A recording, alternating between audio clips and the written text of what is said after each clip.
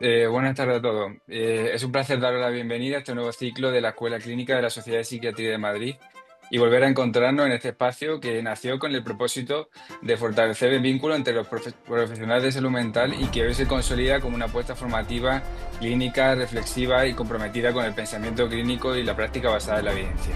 Agradecemos especialmente a las dos instituciones que hacen posible esta iniciativa, a la Sociedad de Psiquiatría de Madrid y a la Sociedad para el Estudio de los Trastornos de la Personalidad, cuya aval conjunto refuerza el valor científico y docente de este ciclo. Hoy inauguramos este programa con un diálogo de máximo nivel, sobre todo en trastornos de la conducta alimentaria y su comorbilidad con los trastornos de la personalidad. Es un tema de gran relevancia clínica y social y nos acompañan dos referentes indiscutibles: la doctora Marina Díaz Marsá, jefa de la Unidad de Trastornos de Conducta Alimentaria del Hospital Clínico San Carlos y presidenta de la Sociedad Española de Psiquiatría y Salud Mental, una de las voces más influyentes en el abordaje integral de este trastorno, y también la doctora Liliana Moneta, presidenta de la Asociación Argentina de Salud Mental y experta internacional en trastornos de personalidad, que compartirá con nosotros una visión clínica y humanista con la sensibilidad que caracteriza su trabajo. Será la doctora Díaz Marsá quien presente esta sesión y la doctora Moneta conducirá el diálogo posterior. Gracias a ambas por su generosidad y por inaugurar este ciclo que busca pensar desde la clínica, desde la complejidad, el vínculo y desde la formación compartida. Bienvenidos a todos y damos paso a la doctora Liliana Moneta. Bueno, ¿qué tal? ¿Cómo les va? Para mí es buenas tardecitas. Es un gusto que me hayan invitado, la verdad que es un placer, toda una honra compartir este espacio con con la doctora Marina Díaz Marsá y bueno, agradecerte a vos, a Alex, que me hayas convocado. Y en esta temática tan importante como controvertida, ¿no? Que, como yo decía en el reel de presentación, que tiene esta cuestión a develar constante porque continúa siendo un enigma. Eh, por eso es como que se puede ubicar a los trastornos de personalidad en muchos lugares, porque es esto que hablamos siempre de la bolsa de gatos. Y creo que desde hace un tiempo atrás, los que nos abocamos a la clínica de los trastornos de personalidad, tratamos de delimitar bien qué características tiene, porque podría ser como una cuestión multifactorial la que determina que haya trastornos de personalidad.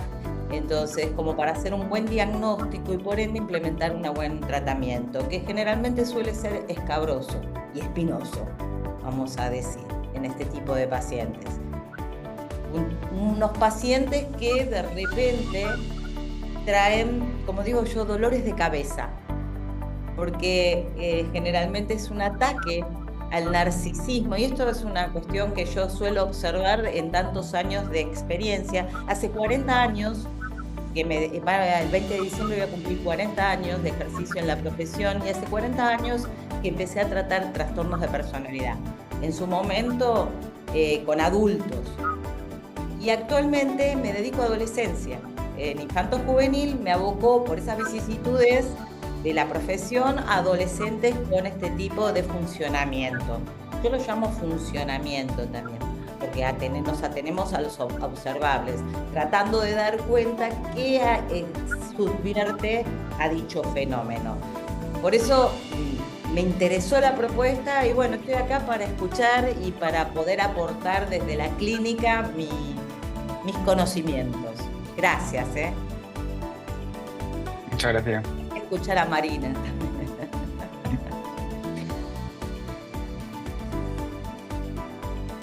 Bueno, buenas tardes a todos. Yo soy Marina Díaz Marsá, presidenta de la Sociedad Española de Psiquiatría y Salud Mental, jefe de servicio en el Hospital Clínico San Carlos y directora de la Unidad de Trastornos de Conducta Alimentaria del Hospital Clínico. Y bueno, pues llevo en este tema muchos años, que no sé si la conocerá Liliana, Elena Levin, que es una psiquiatra argentina.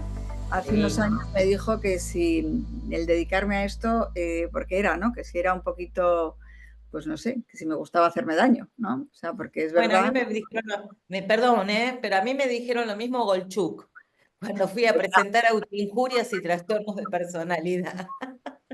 Entonces, bueno, simplemente yo creo que lidiar y tratar con los trastornos de conducta alimentaria tiene dos tips. El primero es tener paciencia, ¿m? Y el segundo tip es quererlas. Y con paciencia y con amor, pues estas chicas salen adelante, pero a veces esta paciencia es larga, ¿eh? O sea, quiero decir que porque te dan satisfacciones y disgustos, ¿no? En este devenir, ¿no? De qué es el proceso, que en muchos libros pone que no menos de 5 años, ¿no? Se puede decir que una paciente con trastorno de conducta alimentaria está curada. Bueno, pues nada, en esta charla sobre trastornos de conducta alimentaria y trastornos de personalidad, yo ahora no solo llevo el Hospital de Día de Trastornos de Conducta Alimentaria, sino también el de trastornos de personalidad. Y la verdad es que trabajamos en ambos hospitales de la misma manera. Es verdad que los trastornos de conducta alimentaria tenemos un comedor terapéutico, ¿no? Para vigilar los aspectos nutricionales y la ingesta, pero la forma de trabajar, lo que hay debajo, es igual o muy parecida. ¿Y por qué? Bueno, porque al final un trastorno de conducta alimentaria no es otra cosa que una forma de manejar un malestar profundo que viene de otro sitio, ¿no? Entonces, en este intento de no ver aquello que duele, la paciente pues empieza a hacer alteraciones en la ingesta, también con la idea de que el que es delgado es feliz, ¿no? Porque la sociedad dice que el que es delgado es feliz, yo estoy infeliz, me pasa algo, por lo tanto, destino mi vida a controlar la ingesta a ver si encuentro esa felicidad o ese bienestar que no tengo dentro de mí. Entonces, vamos a empezar con unos conceptos claves, ¿no? Que es, primero, ¿qué es personalidad? ¿No? Que al final la personalidad es el conjunto de patrones estables, vamos a fijarnos en esta palabra de estables, de pensamientos, sentimientos y comportamientos que definen a una persona. Al final es el temperamento más el carácter. Y el temperamento son las diferencias individuales de reacción y regulación emocional ante un estímulo y es un aspecto heredado biológicamente. Es ese terreno biológico vulnerable sobre el que van a ocurrir cosas y que tiene que ver con la reactividad emocional, con el nivel de actividad y con la capacidad de atención. Sobre el temperamento, pues va a aparecer el carácter, que son esas cualidades y valores adquiridos que se adquieren mediante el aprendizaje y en función del ambiente y que van a modular esas tendencias biológicas y predisposiciones propias del temperamento.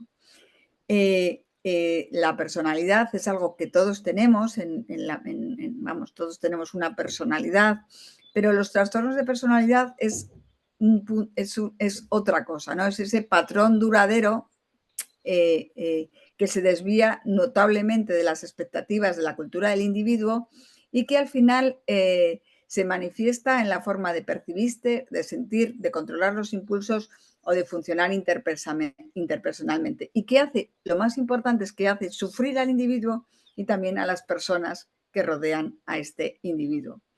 Y otro concepto que sobrevuela, ¿no? En todos estos y que es más difícil de delimitar es el concepto de identidad, ¿no? Que también es ese conjunto de definiciones significativas que se atribuyen al yo y en el que se incluyen los roles sociales, la reputación, estructura de valores o prioridades. Y todos estos conceptos nos van a ayudar a entender y nos van a ayudar a ver esta comorbilidad de los trastornos de personalidad o de qué personalidad suele estar asociada a los trastornos de conducta alimentaria. Ya son clásicos nuestros estudios del año 2000, o sea, madre mía, hace ya más de 23 años, donde empezamos a hacer diferentes estudios con los trastornos de personalidad, estudiamos el temperamento, estudiamos los trastornos de personalidad y, bueno, nuestros estudios no son diferentes a otros que hay en la literatura, ¿no? Siguiendo la definición que Cloninger hizo de temperamento, el conjunto de los trastornos de conducta alimentaria se caracterizaba por un elevado neuroticismo, es decir, por una elevada ansiedad, temerosidad, emocionalidad, que muchas veces va también de la mano de la autoexigencia, y no podemos perder de vista este neuroticismo que define a este grupo, esta ansiedad, porque esta ansiedad va a estar muy presente en la clínica y va a determinar muchas veces las alteraciones de la ingesta que tienen estas pacientes. Además, todos los trastornos de conducta alimentaria como grupo se definen por una elevada evitación del peligro, es decir, son pacientes evitativas, apocadas, que no se atreven a ponerse en juego en la vida, no se atreven muchas veces a lidiar con diferentes situaciones y prefieren quedarse replegadas y recogidas en el propio trastorno de conducta alimentaria. Además, todos los pacientes con trastorno de conducta alimentaria se diferencian o se caracterizan por una baja autodirección y autotrascendencia, es decir, tienen esta dimensión temperamental, tiene que ver con la baja autoestima, tiene que ver con la capacidad de proyección y conexión alterada y tiene que ver también con el egocentrismo. O sea, no son capaces de hacer proyectos a largo plazo, no son capaces de verse pues 5 años después del trastorno de conducta alimentaria y están muy centradas en sí mismas. De hecho, la baja autotrascendencia que nos salió en este estudio, a mí me sorprendió porque da la sensación de que los trastornos de conducta alimentaria son muy empáticos y como que muy amigables con el entorno, pero lo cierto es que tienen esa imposibilidad, ¿no?, para ponerse realmente en la piel del otro y poder ayudarle, ¿no?, que eso tiene que ver con la trascendencia. Y están muy centradas en el yo, desde el sufrimiento, pero sí que en el yo. Como decía, estas dimensiones temperamentales definen a todos los trastornos de la conducta alimentaria y luego sabéis que dentro de los trastornos de conducta alimentaria hay un tipo que son las restrictivas, que se caracterizan fundamentalmente por bajo peso y conductas restrictivas. Hay otro conjunto que son las anoréxicas compulsivo-purgativas, que se caracterizan por bajo peso, pero que tienen conductas de purga, tales como atracones y vómitos. Y hay otro grupo que serían la bulimia nerviosa, que se caracterizan por tener conductas de purga y atracones y que podrían ser purgativas o no purgativas. Realmente los grupos que en clínica las presentaciones más comunes tienen que ver con la anorexia nerviosa restrictiva, con la anorexia nerviosa compulsiva purgativa y con la bulimia nerviosa. El trastorno por atracón, que también existe, pero suele aparecer más en edades más adultas y no es el típico trastorno de conducta alimentaria con la alteración en la percepción de la imagen o con la preocupación por el peso. Y además, las pacientes con trastorno de conducta alimentaria suelen oscilar de unas formas a otras a medida que va evolucionando el trastorno. Bueno, pues las anoréxicas restrictivas se caracterizan fundamentalmente desde el punto de vista temperamental por una elevada persistencia, es decir, persisten en las mismas conductas a pesar de las consecuencias adversas que estas conductas les producen en su vida. Son rígidas y perfeccionistas, ¿no? Y desde esta rigidez suelen persistir en las mismas conductas, de forma que a pesar de, por ejemplo, que la falta de la ingesta les produzca consecuencias, pues siguen teniendo esta disminución de la ingesta. El espectro compulsivo purgativo, que incluye las pacientes anoréxicas compulsivo purgativas y la bulimia nerviosa, se caracterizan fundamentalmente por una elevada impulsividad. Es decir, son personas inestables, impredecibles, con baja capacidad de reflexión, ¿no?, y que se precipitan en respuesta, precipitan su respuesta en las determinadas situaciones ambientales en las que están inmersas.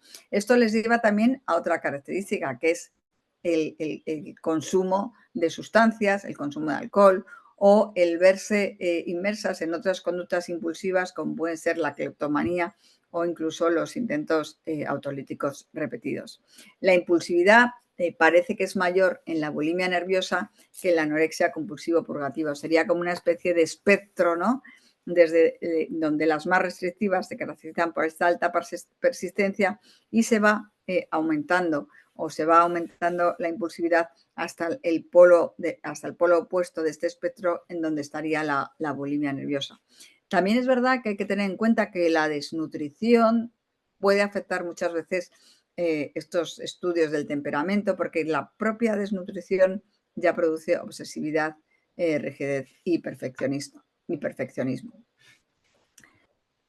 Bueno, otros estudios otros grupos, además del nuestro, definieron también esto que nosotros vimos, ¿no? En la base del neuroticismo en todos los grupos, la extroversión, la impulsividad y el perfeccionismo y la obsesividad en la anorexia nerviosa, pero también, bueno, muchos de ellos con otros cuestionarios, que no es el test de Cloninger, y desde el polo más desde la personalidad, hablan de narcisismo. El narcisismo hay que tenerlo en cuenta en las pacientes con trastorno de conducta alimentaria porque está presente en muchas de ellas y además ese narcisismo va a determinar el pronóstico en muchas de ellas, ¿no? Porque es una cosa bueno, que hay que trabajar de forma significativa. En cuanto a los trastornos, o sea, hasta ahora hemos descrito el temperamento, la base temperamental, ¿no? Que define a estas pacientes, esa base temperamental con un componente biológico, y hemos hablado de narcisismo. Y ahora aquí, bueno, son los datos también de nuestros estudios donde donde ya definen trastornos de personalidad, ¿no? Es decir, y los trastornos de personalidad, esto es un estudio hecho en adultas, ¿no? No es lo mismo un trastorno de conducta alimentaria infanto-juvenil que un trastorno de conducta alimentaria de la edad adulta. Yo siempre digo que nosotros vemos los fracasos de infantil, es decir, todas aquellas que no se han curado en infantil pasan a la edad adulta. Son pacientes más complejas, con más tiempo de evolución, con mayores alteraciones muchas veces electrolíticas y en los aspectos nutricionales, y ya son pacientes que llevan años, ¿no? Y estas pacientes, la mayoría de ellas, suele tener comorbilidad, con un trastorno de personalidad, perdón. En nuestra muestra, más del 62% de la muestra presentaba un trastorno de personalidad, mientras que las tasas, en función de los diferentes estudios, oscilan entre un 20 y un 80%. En el subtipo de anorexia restrictiva, los trastornos de personalidad más frecuentes eran el trastorno de personalidad evitativo, el trastorno de personalidad obsesivo, y también había un 10% que no hay que dejar de ver, que es un 10% tenía trastorno límite de personalidad. Es verdad que este 10% de anoréxicas restrictivas con trastorno límite de personalidad probablemente terminarán virando a anorexia compulsiva purgativa o a bulimia nerviosa con el tiempo. Pero porque muchas veces ya sabéis que cambian de unos tipos a otros en función de la evolución. Pero bueno, hay que decir que el trastorno evitativo, es decir, volvemos con el miedo a ponerse en juego en la vida y porque oscilan entre el todo o nada, es decir, no me pongo en juego porque tengo miedo al fracaso, no me pongo en juego porque me da miedo no ser todo, ¿no? Y desde el todo prefiero la nada. Estas son un poco así. Y el trastorno obsesivo claramente, ¿no? Con las rumiaciones constantes en torno a la comida, en torno al peso, en torno a, bueno, a la imagen corporal, pues es característico de la anorexia restrictiva. En las anoréxicas compulsivo-purgativas, los trastornos de personalidad más frecuentes fueron el trastorno límite de personalidad, que aparecía casi en el 36% de la muestra, el trastorno histriónico de personalidad y también el trastorno obsesivo y evitativo.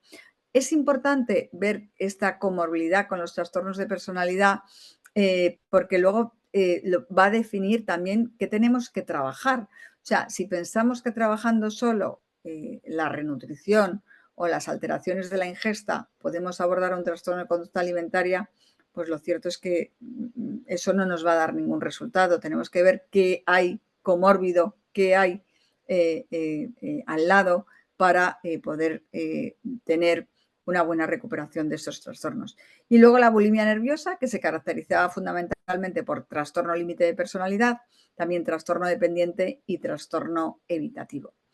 ¿Y por qué es importante digamos, la comorbilidad con estos trastornos?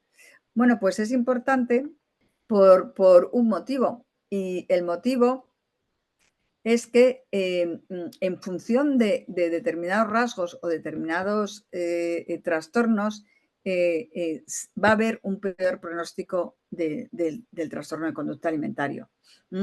Y además estos rasgos se asocian muchas veces a alteraciones de la identidad. Por lo tanto, es importante en la valoración del paciente con trastorno de conducta alimentaria saber qué rasgos, de qué clúster tienen fundamentalmente los rasgos, si además estos rasgos pueden constituir un trastorno, y también definir o conocer esa base temperamental que tiñe, ¿no?, toda la clínica de los trastornos de conducta alimentaria. ¿Y por qué es importante esto? Bueno, pues porque, como veis, recientemente, en el año 2022, sale este estudio en el que habla de cómo el abordaje de los rasgos límite y evitativos de las pacientes con trastorno de la conducta alimentaria mejora de forma paralela las puntuaciones y las alteraciones de la ingesta. Es decir, si decimos que la ingesta lo que intenta es tapar esas dificultades que tienen las pacientes, cuando abordamos esas dificultades, cuando abordamos los rasgos límite, abordamos la impulsividad, abordamos el vacío, abordamos la inestabilidad afectiva y abordamos la ansiedad asociada a la evitación, mejora de forma paralela todas las puntuaciones en los cuestionarios que evalúan las alteraciones de la ingesta en los trastornos de conducta alimentaria. Por lo tanto, está claro que el trabajar la personalidad y los trastornos de personalidad va a determinar una buena evolución clínica. Y ya lo decía Steiker hace muchos años, ¿no? Los trastornos de conducta alimentaria representan una convergencia de alteraciones en la ingesta, en la afectividad y en la personalidad. Si solo nos quedamos con la ingesta, no vamos a ningún sitio. Lo que sí, el temperamento y la personalidad van a condicionar la forma de presentación de trastorno. El mantenimiento se va a asociar a la presencia de estos rasgos alterados de personalidad y a la complicación, a la comorbilidad con un trastorno de personalidad. Hay que tener en cuenta que muchas veces la personalidad y el temperamento pueden estar influidos, o que la desnutrición va a hacer que algunos rasgos de personalidad se nublen, ¿no? Porque la misma desnutrición tiene una traducción que tiene que ver con la obsesividad, con la rigidez y con la inflexibilidad. Y bueno, llegado a este punto tendremos que pensar cómo se trata de la personalidad, porque habíamos hablado en un principio que la personalidad y los trastornos de personalidad se hablaba de patrones estables. Entonces, si estamos hablando de cómo tratar la personalidad, estamos un poco ya poniendo en duda la propia definición de personalidad y trastorno de personalidad como algo inamovible. Bueno, este es un paper de hace muchos años, donde nosotros analizábamos el papel de la personalidad en los trastornos de la conducta alimentaria, y que si os apetece como bibliografía, está en las actas, en aquel momento se llamaban Luso Españoles de Psiquiatría y Salud Mental. ¿Y cómo se modifica la personalidad? Bueno, pues tendremos que pensar esas bases neurobiológicas, en principio temperamentales, ¿no?, que condicionan estos trastornos, y que hemos dicho que tienen que ver con la impulsividad, con la disregulación emocional, con la cognición social, con el síndrome postraumático, con el temperamento y las relaciones interpersonales. Es decir, lo que quiero decir con esto es que debajo de un trastorno de conducta alimentaria, el temperamento, habíamos hablado que se relacionaba con la impulsividad y la disregulación emocional. También con la perseverancia, que tiene que ver muchas veces con la neurocognición. La regulación emocional, a su vez, tiene que ver con la cognición social, por lo tanto, estudiar la cognición social en estos trastornos también tiene sentido. Y como todos sabemos, el trauma que aparece en un porcentaje muy elevado de estas pacientes con trastorno de conducta alimentaria va a tener también una impronta biológica que va a determinar muchas veces la forma de presentación del trastorno. Porque, bueno, pues está claro que las pacientes con trastorno de conducta alimentaria presentan una impulsividad elevada, fundamentalmente las pacientes con bulimia nerviosa, que se asocian a esa mayor presencia de rasgos límite de personalidad y a esa mayor inestabilidad emocional. Este es un estudio también antiguo nuestro, donde aquí veis en esta columna son los controles. Aquí harían las anoréxicas restrictivas, aquí las anoréxicas compulsivo-purgativas y aquí la bulimia nerviosa. Porque esto es la actividad maoplaquetaria. A menor actividad maoplaquetaria, que es un índice de función serotoninérgica, mayor impulsividad. Y veis cómo la actividad maoplaquetaria en las pacientes con trastorno de conducta alimentaria va disminuyendo de forma significativa desde la anorexia nerviosa restrictiva, la anorexia compulsivo-purgativa y la bulimia nerviosa, siendo en todas ellas más bajas que en los pacientes control. Es decir, que todas las pacientes con trastorno de conducta alimentaria van a tener una impulsividad de base que tiene que ver con la función serotoninérgica y que puede mejorar en función de los diferentes tratamientos que vayamos implementando. Otra de las características temperamentales y de terreno biológico de las pacientes con trastornos de conducta alimentaria es la disregulación emocional. La disregulación emocional incluye la dificultad en reconocer las propias emociones, la dificultad de establecer estrategias para regular los estados emocionales de los otros, el déficit del control emocional entre las situaciones de estrés y en todas estas situaciones de disregulación emocional, las pacientes usan esta conducta alimentaria anómala dirigidos a regular estos estados afectivos adversos. Pues bien, nuestro grupo también estudió este tema y lo que vimos es que las pacientes con trastorno de conducta alimentaria tienen esa alteración en la regulación emocional, de forma que presentan una mayor reactividad emocional ante imágenes con contenido emocional o ante situaciones con contenido emocional, que además las pacientes con trastorno de conducta alimentaria ven las emociones agradables como menos agradables y las emociones desagradables como más desagradables. Es decir, que se ven inmersas en un mundo bastante inhóspito, donde lo agradable es menos agradable y donde lo desagradable es más desagradable. Con lo cual se puede entender también pues muchas de sus conductas de hipersensibilidad, de evitación, ¿no? y también de precipitación de conductas alimentarias anómalas ante este entorno percibido como estresante y como amenazante, ¿no? Y esto es importante porque a veces en clínica las pacientes nos dan respuestas como, por ejemplo, tuve un examen y me salió bien, pero finalmente me di un atracón, ¿no? Y entonces dices, algo pasa en estas chicas con las emociones que hasta una emoción positiva les puede llevar a la precipitación de una conducta alimentaria anómala, o como situaciones de vistas como rechazo o como malestar del ambiente, ellas las sufren mucho más que los pacientes, que las personas normales, y por lo tanto precipitan estas alteraciones en la ingesta. Bueno, otro estudio que tiene que ver con las dificultades de estas pacientes en manejar el estrés, que tiene que ver con la regulación del eje hipotálamo-hipófisis suprarrenal, donde en este estudio lo que vimos es que las pacientes más impulsivas presentan un grado de supresión del cortisol mayor que las pacientes restrictivas. Se hizo con una prueba donde en principio no había, o sea, las dosis de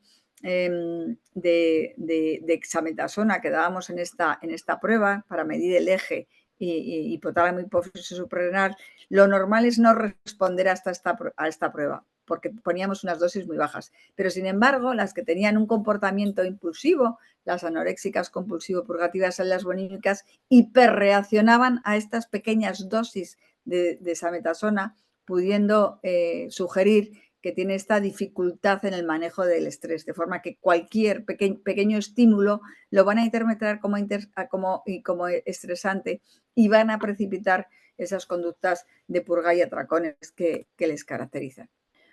Otra de las maneras que nuestro grupo y que constata esta disregulación emocional, hago hincapié en toda esta base y terreno neurobiológico porque luego hay estrategias psicoterapéuticas que pueden incidir y que pueden abordar estas alteraciones neurobiológicas, muchas de ellas relacionadas con el temperamento y que están en la esencia de los trastornos de conducta alimentaria. Bueno, pues para estudiar y constatar esta disregulación emocional, otro de los estudios que hicimos fue estudiar desde el punto de vista funcional y desde el punto de vista estructural el circuito córtico estriado tálamo cortical de estas pacientes, circuito que tiene que ver fundamentalmente con los pensamientos obsesivos que aparecen en los trastornos de conducta alimentaria acerca del peso, acerca de la imagen, acerca de la comida, incluso acerca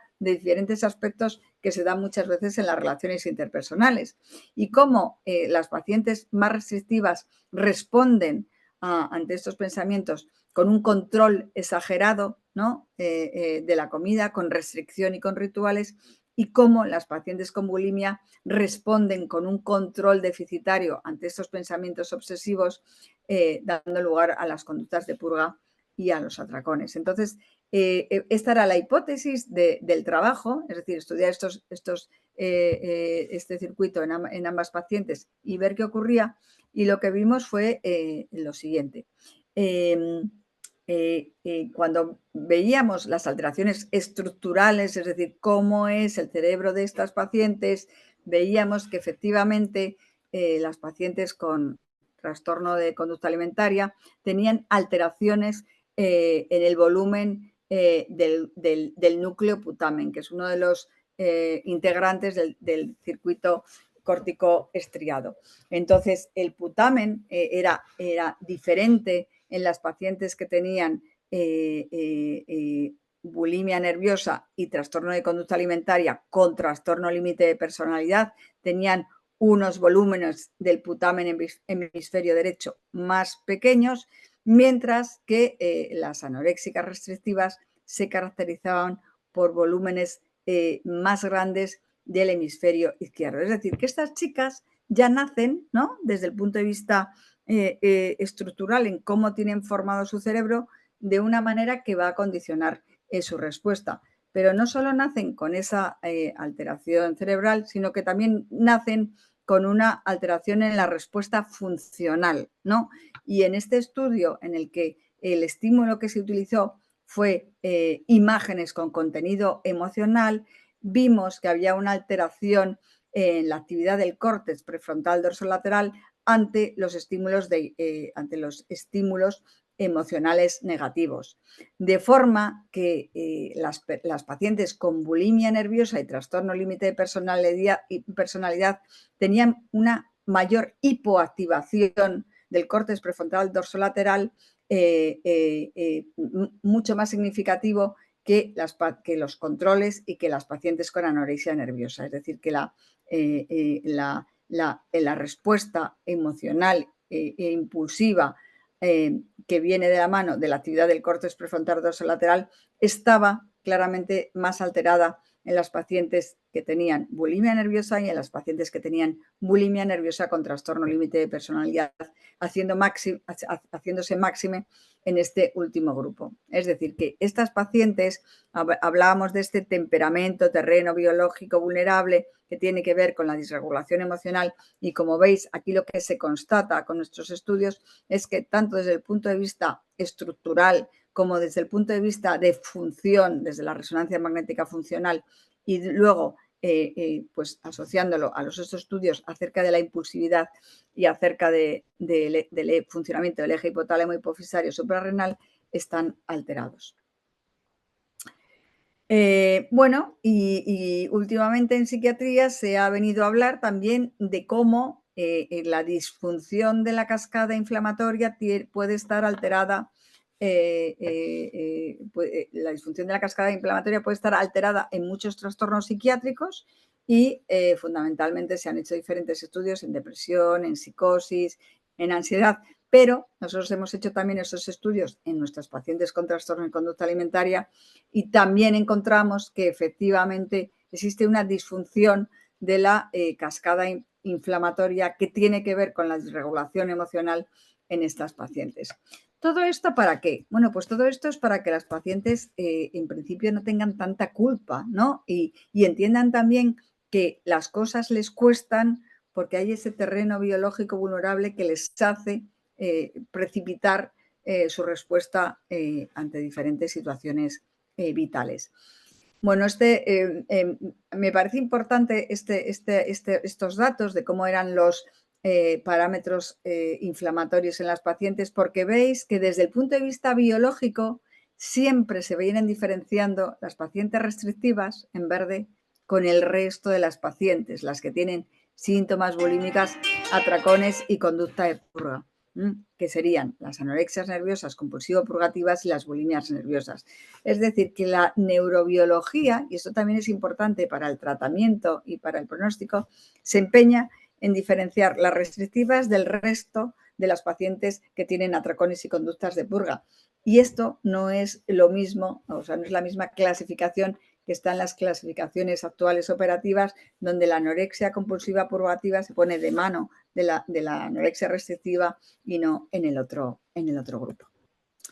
Otra de las cosas que hemos estudiado y que tiene que ver con la regulación emocional es la cognición social y la empatía, ¿no? Que también se ha estudiado tanto en los trastornos de personalidad y bueno, también en los trastornos de conducta alimentaria. La cognición social tiene que ver con la teoría de la mente, poner mi mente al otro, ¿no? Poner en mi mente al otro y entender lo que le pasa al otro desde mi mente, sin ser, porque el otro no es yo, ¿no? Tiene que ver con la percepción social y la atribución intencional, es decir, que cómo percibimos las intenciones del entorno y cómo atribuimos una intencionalidad positiva o negativa a los hechos de los otros. Nuestras pacientes con trastornos de conducta alimentaria, en este sentido, tienden a ser algo suspicaces, o sea, realmente son hipersensibles al rechazo y tienden a interpretar en clave de rechazo muchas de las cosas del entorno, con lo cual volvemos un poco a esta selva donde el entorno se les hace inhóspito. Por una parte, lo agradable lo ven menos agradable, lo desagradable más desagradable y además van a atribuir una intencionalidad negativa a muchas de las cosas neutras que aparecen en el entorno. Y bueno, la cognición social tiene que ver también con la empatía. Bueno, pues esto ya había algunos estudios, pero realmente lo que os quería contar es cómo efectivamente estas disfunciones en la cognición social son importantes, determinarlas también en los trastornos de conducta alimentaria, porque tienen que ver con el inicio precoz, tiene que ver con la gravedad y tiene que ver con que esto puede ser un factor de mantenimiento en los trastornos de conducta alimentaria. Lo que sí, bueno, pues nosotros de alguna manera ratificamos que efectivamente todos los pacientes con trastornos de conducta alimentaria tienen esta disfunción de la empatía, ¿no? Que puede alterar su relación con el entorno, tienen esta mayor hipersensibilidad interpersonal al rechazo y además estas alteraciones de la empatía y de la hipersensibilidad interpersonal al rechazo, bueno, pues se correlaciona con una mayor impulsividad y además tiene cierta correlación con los niveles de oxitocina, que es otro de los neurotransmisores que se ha venido relacionando con la cognición social, ¿no? Veis aquí cómo, bueno, estos serían los trastornos de conducta alimentaria, estos serían los trastornos de personalidad que tienen todavía más alterado que los trastornos de conducta alimentaria la oxitocina, pero veis aquí como ambos, ¿no?, tienen estos niveles de oxitocina y de los receptores de oxitocina diferentes al grupo control. En estas pacientes, la oxitocina o la disfunción de la oxitocina tenía que ver efectivamente con la hipersensibilidad al rechazo, con la evitación y la conducta suicida repetida, con la tendencia a la ira y a las autolesiones y con la agresividad verbal. Es decir, que desde el punto de vista neurobiológico, este terreno también de alteración de la cognición social se puede explicar con estas alteraciones de la oxitocina que precipita estas características clínicas de estos trastornos. Otra de las características temperamentales es lo neurocognitivo, ¿no? Y en concreto, uno ya es estudiado en nuestras pacientes que nuestras pacientes con trastorno de conducta alimentaria son rígidas, ¿no? Tienen un peor rendimiento en funciones ejecutivas, de forma que tienen mucha dificultad en cambiar de registro, tienen alteraciones en el set shifting, ¿no? Y esto además se asocia con mayor gravedad de los trastornos de conducta alimentaria y con presencia de síntomas emocionales y de depresión. Hablábamos también de trauma. El trauma es, bueno, ahora mismo se estudia en todos los trastornos mentales, pero se empezó estudiando en los trastornos de personalidad y en los trastornos de conducta alimentaria. El trauma tiñe, ¿no?, todos los trastornos y tiñe también de forma clara no solo la presentación neurobiológica, sino también la presentación clínica de los trastornos de conducta alimentaria. En concreto, el abuso emocional ha mostrado una correlación global con los síntomas de trastornos de conducta alimentaria que tiene que ver con la inseguridad, con la insatisfacción corporal, con la tendencia a la delgadez y con la ansiedad, y el abuso sexual en concreto se ha venido relacionando con la presencia de síntomas bulímicos y síntomas rasgos límite. Todo aquel paciente de trastorno de conducta alimentaria que no va bien, siempre hay que sospechar un trauma. De hecho, fijaros que las pacientes que vienen a nuestro hospital de día, el 70% de las pacientes tenían antecedentes de acoso escolar, ¿no? Es decir, qué importante es determinar esto en la historia clínica, porque el abordaje de ese trauma pues, va a condicionar la buena evolución del trastorno. Y estas pacientes que tenían este acoso escolar tenían más presencia de sintomatología bulímica, más insatisfacción corporal y baja autoestima. El abuso sexual, claro, es un tema más difícil porque es verdad que el trauma del acoso escolar te lo pueden contar, pero el abuso sexual a veces aparece años después, ¿no? Estamos con una paciente durante tiempo y años después la paciente puede hablar de estos traumas y puede poner encima de la mesa todo ello. Es importante lo que os decía antes, que el trauma va a tener correlación con una mayor impulsividad y por lo tanto más riesgo de abuso de sustancias y de alcohol, con un mayor riesgo de intentos de suicidio, con presencia de autolesiones. El trauma va a tener relación con síntomas bulímicos, va a tener relación con mayor sintomatología ansioso-depresiva, tiene también relación con mayor alteración en la percepción de la imagen y con mayor comorbilidad con todos los trastornos del eje 2, fundamentalmente el trastorno límite de personalidad, el trastorno obsesivo-compulsivo y el trastorno esquizoide de personalidad, según diferentes estudios. Pero lo que me interesa es que entendáis que el trauma tiñe la sintomatología y que el abordaje del trauma es fundamental en una paciente con trastorno de conducta alimentaria que tiene estos antecedentes y que es preciso indagar y preguntar, pero indagar y preguntar no una vez, sino varias veces a lo largo del proceso terapéutico, porque desde el vínculo pues se van muchas veces van apareciendo cosas que no estaban, ¿no?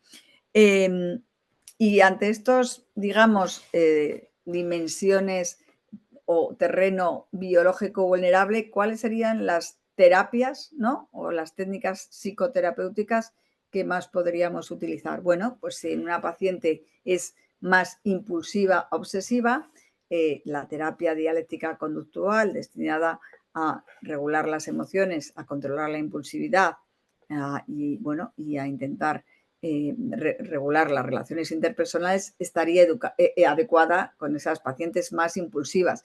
Hay una modalidad de la terapia dialéctica conductual que es la Radical Open dialéctico-conductual que se está preparada o está diseñada fundamentalmente para las pacientes más obsesivas. Entonces, en estas pacientes con elevada impulsividad y con estos rasgos obsesivos, pues podríamos, dentro de la terapia dialéctica conductual, elegir bien la más habitual o bien la versión de la Radical y Open. Luego, para la disregulación emocional, bueno, pues también la terapia dialéctica conductual da estrategias que tienen que ver con la regulación de las emociones, y el MDR, ¿no? Bueno, pues es importante también en estas pacientes porque al final la disregulación emocional está muy asociada muchas veces al trauma, ¿no? Y el reprocesamiento del trauma, ¿no? Y desde un vínculo seguro, pues se puede mejorar la regulación emocional. En cuanto a las alteraciones de la cognición social, pues se utilizarán técnicas de mentalización, ¿no? Intentar mejorar la empatía de las pacientes. Desde el punto de vista de esos aspectos neurobiológicos de rigidez cognitiva, la remediación cognitiva puede ser útil en estas pacientes. Para el síndrome postraumático, pues claramente las terapias de MDR y todo el reprocesamiento, ¿no? Y esa mejora del vínculo y del apego. Para el temperamento en general, para esas bases temperamentales que hemos definido al principio como las rasgos temperamentales de Cloninger, pues la terapia basada en el temperamento, ¿no? que se basa en hacer entender a los pacientes por qué actúan como actúan, y se basa también en hacerlas entender la dificultad la dificultad que tienen en cambiar, ya que tienen ese terreno, ese temperamento biológico vulnerable, y entonces desde el conocimiento se intentan hacer estrategias para cambiar esas pulsiones temperamentales. Y luego, bueno, pues también todas estas, la disregulación emocional, la impulsividad, las alteraciones en la cognición social y en la neurocognición van a llevar a dificultades en las relaciones interpersonales, de forma que la terapia interpersonal y la terapia familiar pues también estarían indicadas. Y daros cuenta que estamos hablando de unas pacientes que en principio se decía que la terapia cognitivo-conductual era bueno, la más aceptada en estas pacientes. En mi opinión, teniendo en cuenta todas estas bases temperamentales y estas bases neurobiológicas, al menos en las adultas, no digo en infantojuveniles, todo esto se queda un poco corto y tenemos que ir un poquito más allá y bueno, y hacer otro tipo de terapias basándonos en cómo son, qué personalidad tienen, qué terreno biológico hay y qué hay debajo. Por supuesto, está aquí Liliana, luego hablará ella también de la visión psicoanalítica o dinámica de estas pacientes, que nosotros también tenemos un grupo de terapia dinámica en nuestro hospital de día, porque nos parece que también es importante como base del tratamiento. Y porque todo eso que de lo dinámico tiene que ver, pues probablemente también con estas cosas, ¿no? Que es la identidad. La identidad y la personalidad son como dos constructos de un mismo continuo. O sea, la identidad, la verdad es que es difícil a veces de definir y a veces de conceptualizar, pero claramente es importante en nuestros pacientes que nos preguntemos sobre la identidad. Porque la identidad al final se corresponde a quién eres y qué te diferencia del resto. Y eso es diferente a la personalidad, que es cómo actúas y cómo te comportas. La identidad es tu núcleo, tu individualidad, quién eres tú. Y claramente la formación de la identidad toca su punto álgido en la adolescencia, que es cuando aparecen fundamentalmente estos trastornos. Y por eso esa construcción de la identidad, bueno, pues está tan alterada en nuestras pacientes que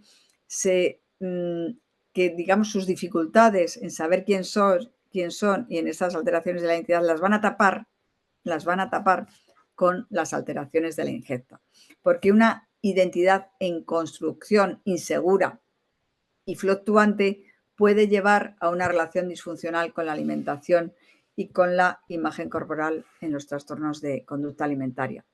De hecho, en los trastornos de la conducta alimentaria, su cuerpo físico es como si fuera su identidad. Ellas basan su identidad, al no tener un sentido de uno mismo, lo expresan a través del cuerpo y la identidad se convierte en ese cuerpo físico. Y desde esa falta de identidad, las conductas alimentarias anómalas consiguen mantener un sentido del yo y permiten, ¿no?, tener un sentimiento de control, ¿no?, y un sentimiento de sentirse especiales. Yo siempre digo que cuando empiezan a mejorar de la ingesta, empiezan a ir peor, ¿no?, porque es cuando empieza a salir todo esto que hay debajo. Es decir, al final las alteraciones de la ingesta tapan, y cuando emerge todo esto desde una buena nutrición o desde haber remitido estas pautas, es un momento de fragilidad, de mayor sufrimiento, y que hay que estar especialmente atentas en estos pacientes, ¿no? Porque al final estas pacientes no construyen su identidad en función de los distintos ámbitos de su vida, sino que construyen su identidad en torno al control del cuerpo y de la alimentación. Por lo tanto, es difícil, ¿no?, ¿qué es antes, el huevo o la gallina, o la personalidad, la identidad o el TCA? Pero lo cierto es que nosotros lo encontramos ya todo junto y tenemos que ir abordando los diferentes aspectos. ¿Y la identidad con quién tiene que ver? Bueno, pues la identidad, la alteración de la identidad, pues tiene que ver muchas veces con la alteración del apego, ¿no? Una falta de implicación y contacto afectivo por parte del cuidador va a alterar las dificultades de regulación emocional, va a alterar reconocer el límite entre yo y el otro, y va a alterar la construcción del yo corporal. Por tanto, hay una clara relación entre la formación del autoconcepto y el procesamiento somatosensorial. Y si pensamos en estas cosas, también podemos pensar, bueno, ¿y entonces de qué depende? Es decir, si el apego, ¿no?, tiene que ver, el vínculo afectivo tiene que ver con la identidad, ¿de qué depende la formación de la identidad? Bueno, pues tiene que ver con todas esas experiencias infantiles que uno ha tenido, ¿no?, y que le van a construir como individuo. Tiene que ver con la confianza básica que se ha depositado en ese individuo. Tiene que ver con la autonomía básica, ¿no?, versus a veces la sobreprotección o neurosis parentales que puedan tener en la familia. Tiene que ver con la especularización, es decir, con una mirada parental amorosa. A veces encontramos madres y padres en estos ámbitos que no sé si la denominación de padre o madre se la deberíamos dar si hubiera algún tipo de concurso, ¿no? Porque lo amoroso muchas veces no lo vemos en estos padres. Yo recuerdo una paciente que me decía, me gustaría que mi madre me mirara como tú me miras, ¿no? Qué doloroso para alguien poder decir eso, ¿no? Y qué importante esa mirada amorosa que tiene que ver con la aceptación del individuo que tenemos delante. No tiene que ver con lo que queramos que sea él, ni con el producto que queramos conseguir, sino con querer a esa persona que está delante de nosotros. Bueno, la formación de la identidad también tiene que tiene que ver con la identificación y a veces con idealizaciones parenterales, ¿no?, en el sentido positivo o negativo. Tiene que ver con la calidad afectiva del otro, ¿no?, pues eso, con cómo nos han querido. Tiene que ver con la capacidad de integrar las representaciones parciales, ¿no?, poder salir del todo y el nada. Y al final también tiene que ver con ese desarrollo neurobiológico que puede estar, pues, alterado por aspectos traumáticos que la persona tenga en su infancia. Entonces, la identidad en sí no es una función psicológica. La identidad es un producto, ¿no?, es el resultado de un proceso, ¿no?, paulatino de representación de sí mismo dentro de un mundo personal, ¿no? Y la identidad se desarrolla porque es necesario tener el individuo tiene que tener una ubicación dentro del mundo, tiene que tener una posición, tiene que ser un alguien, ¿no?, en un entorno. O sea, la identidad se estructura en varios planos que vamos a ver ahora y como decíamos, pues esta identidad es que depende mucho de los afectos y los deseos del entorno. Recordar que al principio de todo decía que para que estas pacientes vayan bien hay que tener paciencia y quererlas, ¿no? Muchas veces esa mirada afectiva que no han tenido en casa necesitan que el terapeuta la tenga la confianza, la paciencia, el que te guste como son y que no tengan que ser otra cosa. Bueno, pues en este contexto y teniendo en cuenta estas alteraciones de la identidad en el Hospital Clínico San Carlos, pues el doctor Carrasco, y bueno, con algunas luego matizaciones mías también, pues empezamos a pensar en cómo mejorar la identidad de estos pacientes que estaba tan alterada. Y bueno, y hacemos lo que se llama la reconstrucción subjetiva, que no es otra cosa que intentar mejorar la identidad de estos pacientes. Las bases metodológicas de esta reconstrucción subjetiva tienen que ver con la terapia interpersonal, con el manejo de la transferencia y la vinculación, con la terapia basada en la mentalización, con terapia psicodinámica en relación a la escucha y a la confrontación, con la terapia de esquemas y también con la logoterapia más destinada a encontrar esa trascendencia que en nuestros pacientes es tan deficitaria.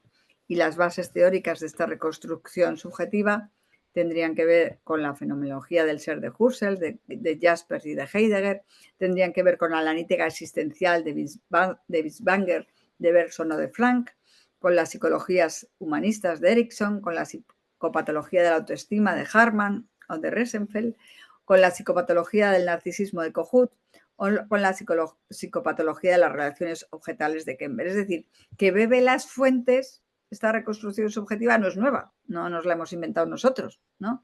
Sino que bebe de las fuentes de lo que ya hay, pero que muchas veces se nos olvida. Y ¿no? Ha habido grandes autores, ¿no? A lo largo de la psiquiatría que han hecho diferentes estudios acerca de cómo abordar la identidad y cómo, nosotros lo que hacemos es la aplicación combinada de varios aspectos de estos modelos psicoterapéuticos en un área psicopatológica específica. Y el objetivo es convertir a los pacientes que se presentan como objetos, ¿no? Que se presentan como, digamos, objetos de sus impulsos, objetos de sus emociones o objetos de sus expectativas del entorno o de las propias, y el objeto es ayudarles a ser sujeto de su vida, sujeto de su proyecto, sujeto de su malestar y sujeto de sus emociones. En este sentido, yo siempre les digo que empezar a comer es importante para la nutrición, pero fundamentalmente empezar a comer implica pasar de ser objeto de tu miedo a ser sujeto de tu vida, ¿no? Porque empiezas a decidir sobre aquello que te viene dado, que es el miedo a engordar, el miedo al mundo, ¿no? O sea, que el empezar a comer, lo más relevante no es que las nutras, que sí, por supuesto, lo más relevante es que empiezan a decidir sobre aquello que les pasa y empiezan a ser sujetos de su vida. Y entonces, bueno, pues pensamos o que había que trabajar en estas pacientes todas estas cosas. Primero, la identidad básica, que tiene que ver con la separación. Yo soy versus un mundo, que no soy yo. Luego, una identidad individual, que tiene que ver con el yo soy distinto, yo no soy como tú, ¿no? Había que trabajar esa identidad caracterial, que es la autoimagen que nosotros tenemos, cómo soy yo soy así. Tiene que ver con la identidad intencional, es decir, con el que yo decido voluntariamente, por eso no vale policías en la comida, sino acompañantes de ingesta, no policías de comida, porque se trata de que el sujeto se mueva y de que tenga una identidad intencional. Y luego una identidad vocacional, que ya va a hacer al sujeto agente, ¿no? Y sujeto de su vida. Bueno, pues la identidad básica es eso, ser el que sean conscientes de yo frente al mundo. Muchas veces nuestros pacientes están absolutamente sin individuar, o sea, están absolutamente pegadas, ¿no?, a muchas figuras paternas y no saben diferenciar entre quién soy yo y quién es mi madre, o qué quiere mi madre y qué quiero yo, o qué quiere mi padre o qué espera mi padre y soy yo. O sea, la primera es esa individuación, ¿no?, de los progenitores, que tiene que ver eso con la la intimidad, ¿no? Del sujeto. Luego, la identidad individual, que sería el otro aspecto de identidad, es esa conciencia de yo, que una vez que me he separado, frente al otro, que es otra persona. Esto permite al individuo representar a sus progenitores, poder sentir ante el progenitor, poder devaluar al progenitor, poder hacer lo contrario al deseo del progenitor, poder complacer al progenitor, porque muchas veces muchas van a la contra, pero estar siempre a la contra es no estar individuado, porque, ¿no?, cuando uno es sujeto, pues a veces coincide en sus decisiones con el otro y a veces no, pero si siempre vas a la contra, estás absolutamente siendo esclavo del otro, ¿no? Esto permite también compartir con el progenitor y entender y querer al progenitor. Es decir, no entender a un progenitor como un todo o un nada, sino como un otro diferente de mí mismo, que puede tener sus miedos, sus ansiedades, sus expectativas, pero que no son las mías y que no son lo que a mí me definen. Se trabajaría también en esta reconstrucción subjetiva la identidad caracterial, la autoimagen, cómo soy yo, ¿no? Ya veis que muchos de nuestros pacientes se definen como, bueno, como feas, como no válidas, ¿no? Pero hay que ponerlas a pensar en otras características que van más allá del físico, ¿no? Porque al final, yo siempre digo que cuando ves a alguien, no ves la carcasa, ves cómo te hace sentir, qué compartes con él, qué experiencias has tenido, ¿no? Y entonces la identidad caracterial, esa autoimagen, implica ese ser aquí y ahora, cómo soy yo, qué valores, qué características tengo, y que no tiene que ver con me gusto o no me gusto. O sea, tiene que ver con me gusto unas cosas, pero otras no. O sea, con que tengo parte de mí que a lo mejor me gustan más y otras que parte de mí que no me gustan tanto. Cuando entran a la consulta y me dicen, lo que pasa es que yo no me gusto, yo siempre les digo, anda, pues yo tampoco. Aquí gustarse todos entero no nos gusta a nadie, ¿no? Nos aceptamos y intentamos integrar esos aspectos, bueno, más positivos o más negativos que tenemos nosotros. Otra cosa importantísima es la identidad intencional. Nuestras pacientes, ¿no?, repiten una y otra vez las mismas cosas, ¿no? Son incapaces de ir hacia algún lado, de empezar a moverse, ¿no? Y la identidad intencional tiene que ver con el ser en movimiento, con el ser en acción, con el tener un sentido de validez para poder atreverse al agua, a algo, tener una conciencia de pasado para poder ir hacia otro lado y tener una confianza y una sensación de rumbo y saber un sitio donde ir. Es decir, que una vez que saben quién son, pueden empezar a tener ese sentido de hasta dónde me quiero mover, ¿no? Porque ya sabéis que ellas están estáticas, o sea, las hay con 3 carreras, pero que no hacen nada.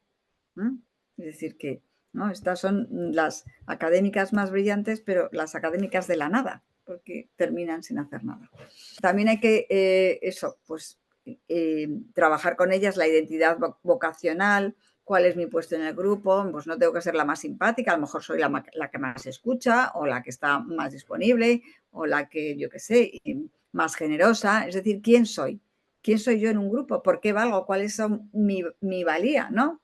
A veces ahí, cuando son muy narcisistas, pues también esto hay que replanteárselo, ¿no? O que bajar un poco las expectativas. Luego, la identidad vocacional tiene que ver con qué me hace sentirme a mí bien conmigo mismo, qué anhelo, qué quiero.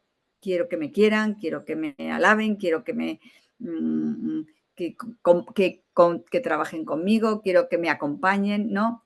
¿Qué aporto al grupo? ¿No? O qué hago yo por los demás, ¿no? Elaborar y mejorar el sentido de trascendencia que tan limitado tienen, ¿no? Es decir, ¿cuál es mi trascender en el mundo? ¿Para qué estoy aquí más allá del aquí y ahora? ¿O qué puedo hacer que mi conducta pase, ¿no?, a tener para otros, pues eso, un valor trascendente. Por lo tanto, bueno, pues cuando hablamos de la identidad básica y la individual, estamos hablando de autoestima, subjetividad, y cuando ya empezamos a hablar de la identidad intencional y la vocacional, empezamos a hablar de un sujeto, de alguien que decide y que tiene una voluntad de moverse hacia algún lado. Por eso a veces cosas como, mm, eh, bueno, en el servicio veían las cosas raras de Marina, ¿no? Pero a veces mandarle a hacer cosas raras, ¿no?, implica empezar a tener una identidad, implica que a lo mejor el empezar a pintar, pues de repente se descubren como que les encanta pintar, o el que vayan a colaborar en una ONG, pues de repente se descubren como que son especialmente generosas. Es decir, que el hacerle a veces o instarlas a hacer cosas que a lo mejor en un principio no comprenden les puede ayudar mucho también a la identidad vocacional, ¿no? Entonces, bueno, pues aquí hay algunas que dicen, cuando ellas dicen ejemplos de algunas de las cosas que dicen, me miro y no me gusto, ¿no? Esto es cartesiano, ¿sí o no? Bueno, pues hay que intentar llevarles a, bueno, a lo que decía antes. Hombre, me gustan algunas cosas y otras menos, pero entonces como estas me gustan menos, pues las disimulo o las intento mejorar, ¿no? Esto del todo o nada, porque ellas se mueven mucho en el todo o nada, o soy la directora general de la empresa o no hago nada, ¿no? Bueno, pues se puede ser un mando intermedio que está muy bien o, en fin, hay estas cosas que trabajar. Luego, hay que hacerlas diferenciar el deseo versus el impulso, ¿no? El impulso las hace objetos, el deseo las hace sujetos, ¿no? Y a veces no tienen claro qué es impulso y qué es deseo, ¿no? Y ahí en ese impulso entra el sexo, la comida, los atracones, las conductas de purga, las autolesiones, ¿no? Ahí hay que hacerlas ver que esos son objetos y de un impulso y no sujetos de un deseo. Hay que hacerles entender que el yo quiero hacer, yo quiero creer o yo quiero confiar tiene que ver también con la decisión personal. Es decir, que es ese moverse por una decisión personal, ya que soy alguien y voy hacia algún sitio. Es decir, que la voluntad, aunque esté mal entendida, tiene que ver también con esto, que es al final, yo mejor que voluntad les digo que son decisiones personales, ¿no? Cuando algo es una decisión personal, ya es tu identidad quien decide y tu identidad quien se enfrenta a algo que tú decidas, que te puede costar más o menos y que puedes fracasar, pero tú has decidido acerca de eso. Y luego, pues cuando ya empieza... entonces, esta sería un poco el objeto o el objetivo de la reconstrucción subjetiva. Tenemos más que un sujeto, un objeto, es decir, un sujeto, pero que se ve arrastrado, ¿no? Que en realidad no es sujeto de nada y se ve arrastrado por el impulso, por la tensión corporal, por lo interpersonal. Y tenemos que, desde la terapia, encontrar un deseo, hacer que ese sujeto que se ve arrastrado y que ese objeto pase a desear algo. Por lo tanto, intentar desde lo afectivo hacerlo un sujeto intencional que decida algo para terminar siendo un sujeto agente que tome decisiones personales y que ya en una dimensión superior pueda incluso ser un sujeto trascendente, ¿no? O sea, que pasamos del objeto llevado por los impulsos, por las emociones, por las traumas y por la neurología, a alguien, ¿no?, que decide sobre aquello que le pasa y que, bueno, pues que desde la confianza y desde la persistencia, pues se puede llegar a ser otro, ¿no? Pero claro, dices, qué fácil, ¿no? Y eso como también, ¿cómo hacemos que alguien que es tan objeto pase a ser sujeto, ¿no? ¿Dónde reside esa intencionalidad del yo? ¿Dónde el impulso se convierte en deseo más voluntad? Bueno, pues en la mirada del otro, ¿no? En el deseo del otro, en el deseo de transformación del otro. Si, como os decía al principio, tenemos paciencia y amor, ¿no? Confiamos y miramos con afecto, podemos conseguir que ese yo decida de forma personal sobre cosas. Ese Lo que os contaba antes de la paciente, me gustaría que mi madre me mirara como tú me miras. Su madre a lo mejor no la va a mirar nunca bien, pero por lo menos en el contexto terapéutico podemos, ¿no?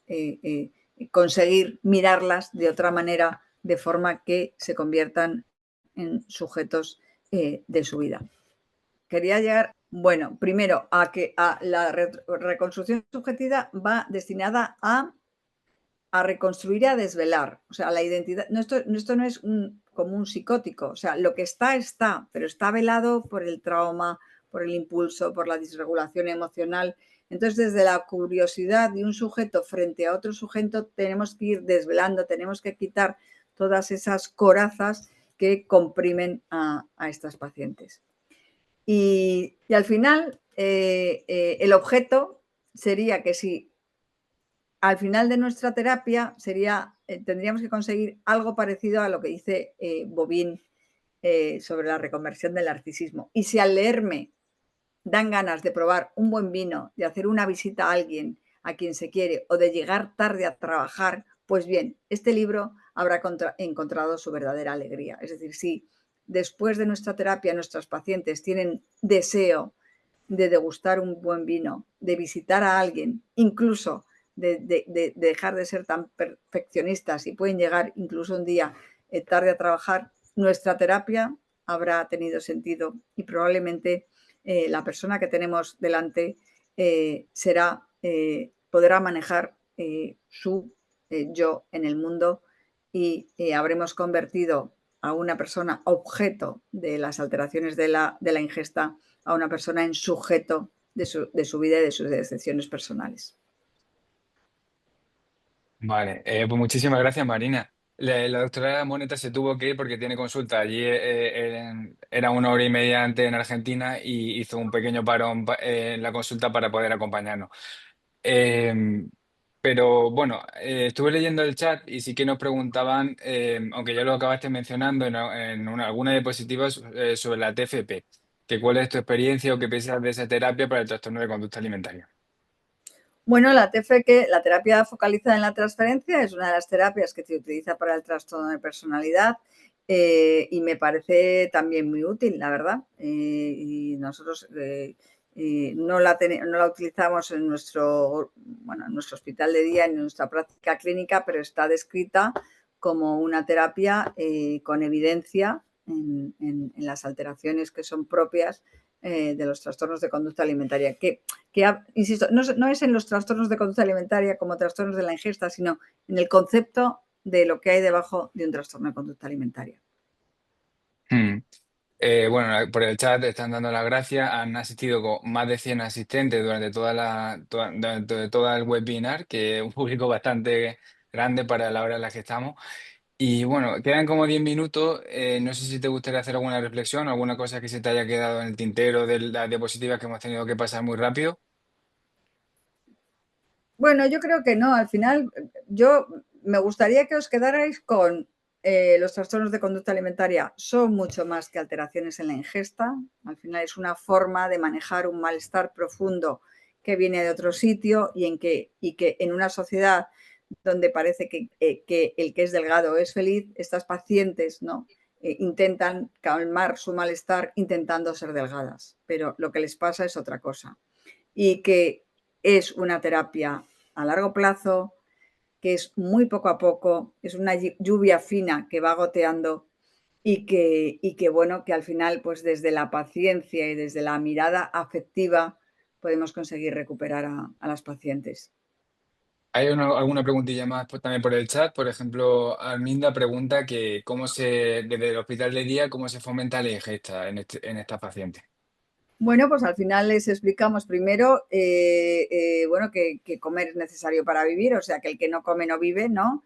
Y que al final, digamos, la renutrición forma parte de esa decisión personal de cambiar las cosas que hasta ahora no estaban funcionando en su vida. Es decir, que les hacemos intentar ver también que el no comer no ha dado resultado, porque el sufrimiento sigue, que quizá probando otra cosa podíamos ir mejor, pero siempre desde el acompañamiento. No se trata de controlar ni de recriminar, sino de acompañar en algo que les cuesta mucho trabajo. Para ellas comer es como para nosotros sería comer un plato de moscas, les cuesta mucho. También nosotros decimos que solo se cura la que le caen las lágrimas en los macarrones, ¿no? Porque a pesar de esa parte negativa que le hace tener esa ansiedad ante la comida, confía en que eso va a dar lugar a una forma distinta en su vida, ¿no? Que va a estar mejor. Entonces, desde la confianza, desde el vínculo, desde la reparación afectiva, hablamos también de nutrición, hablamos también de necesidades nutricionales y hablamos también de cómo el cerebro funciona si lo nutres. Si no lo nutres, va a estar más obsesivo, va a tener más alteración en la percepción de la imagen, va a ser más impulsivo y va a tener más impulsividad y más inestabilidad afectiva. Bueno, todos los comentarios te dan las gracias. Por ejemplo, Bernardina te dice que muchas gracias por la conferencia, que ha sido muy constructiva, basada en una realidad y no solo en la teoría, con conocimientos que se pueden aplicar en la práctica. Por aquí también hay otra pregunta que dicen que normalmente se asocia los TCA a las mujeres y niñas con forma de expresar de este malestar y factores de personalidad, favorecido por la cosificación. ¿Cómo podrían los hombres, digamos, expresar este malestar o estos trastornos subyacentes? Bueno, lo primero que hay que decir es que ya hay hombres con trastornos de conducta alimentaria. Que haya la prevalencia sea de 9 a 1 no quiere decir que no los haya. En concreto, en nuestro hospital de día en este momento tenemos 2. Lo que pasa es que los hombres, pues generalmente expresan más el malestar mediante el consumo de sustancias, ¿no? ¿no? La patología dual o la patología adictiva es más común en los varones. Por aquí también te hacen una pregunta muy interesante, Marina. Lina pregunta que cuándo se asume que está curada o que se termina ya con estas terapias. ¿Cuándo damos el alta a las pacientes con trastornos de conducta alimentaria? Hombre, a ver, el alta viene terminado por el funcionamiento, ¿no? Porque funcionen en el mundo, ¿no? Pues, y que tengan unos objetivos, que tengan unas adecuadas relaciones interpersonales, que tengan un proyecto de vida, ¿no? Nosotros la solemos seguir durante 5 años y a los 5 años les damos el alta, los dos primeros años más intensivos y luego las vamos soltando. Pero al final el alta tiene que ver con la funcionalidad. Vale. Bien, Isabel dice que es súper interesante y súper didáctico, que como residentes no tenemos durante nuestra formación acceso a este tipo de clases. Un millón de gracias por proporcionarnos estos recursos y por informarnos de todo con tanta antelación y recordatorio. En este sentido, también te tenemos que dar a ti las gracias, Marina, por habernos dado la bienvenida con este vídeo inaugural a la escuela, a este nuevo ciclo, y por haber apoyado el proyecto, tanto tú como José Luis, desde el principio. Que al final ha sido una iniciativa, como dice José Luis, intergeneracional y que ha sido muy bien acogida por los residentes, pero que sin vuestro apoyo tampoco hubiera sido posible. Pues nada, yo encantados de apoyaros, sobre todo de apoyar el conocimiento y de conseguir que, bueno, pues con lo poquito de cada uno de nosotros al final seáis grandes psiquiatras, que es lo más importante. Muchas gracias. Quedan 3 minutos. Si te apetece responder alguna pregunta más que hay por el chat. Nos pregunta que cómo nos recomienda que abordemos a un paciente con patologías orgánicas graves, pues por ejemplo un Crohn que desarrolla un TCA. Hombre, pues ahí hay que estar muy en contacto con los otros especialistas, ¿no? O sea, está claro. Y luego hay que tener en cuenta que una paciente desnutrida no puede hacer terapia. Es decir, que a veces la recuperación, o sea, nosotros las ingresamos con índices de masa corporal a partir de menor de 15, ¿no? Yo creo que ya se ha acabado, igual. No, hemos quitado la pantalla. Hemos quitado la Bueno, pantalla para el me decía debate. que, a ver, la comorbilidad tiene que ver sobre todo con la buena comunicación con los otros especialistas y desde el abordaje multidisciplinar y desde hacerlas entender la necesidad de una nutrición adecuada para que la patología comórbida vaya bien y también el trastorno de conducta alimentaria. A veces el ingreso en situaciones más de riesgo pues es necesario, ¿no? Para acompañarlas fundamentalmente. Vale, Marina.